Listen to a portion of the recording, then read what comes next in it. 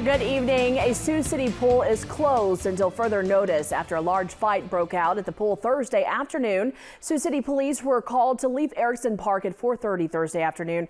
And while officers responded, another larger fight broke out at the pool. 2 teens are now charged with disorderly conduct. KTV's Irvin Doman is with Live League 4 at Leif Erikson tonight. And Irvin, is the pool still closed right now?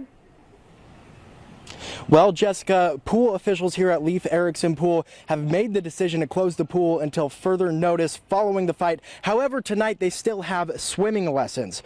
Early in the investigation, police determined the fight stemmed from a snap on the social media platform Snapchat from one of the juveniles involved. Police are reviewing security video of the incident to see if other arrests will be made. Right now, police say it is possible they will arrest several more juveniles following the disturbance.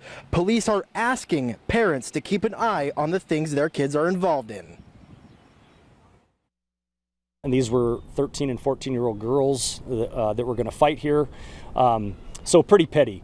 So parents, make sure you're monitoring your child's social media use. Also make sure you know the hours they're going to be at the pool, and if you have to chaperone them to the pool, please do so.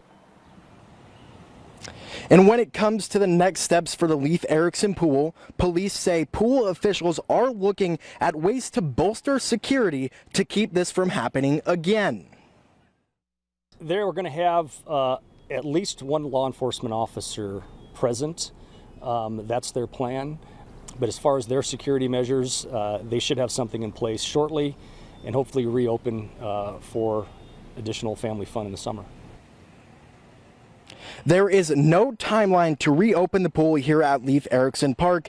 And in the meantime, if you or your family or your kids want to go out and have fun at a public pool, both the Riverside Pool and the Lewis Pool will remain open during their regular hours of operation. Jessica?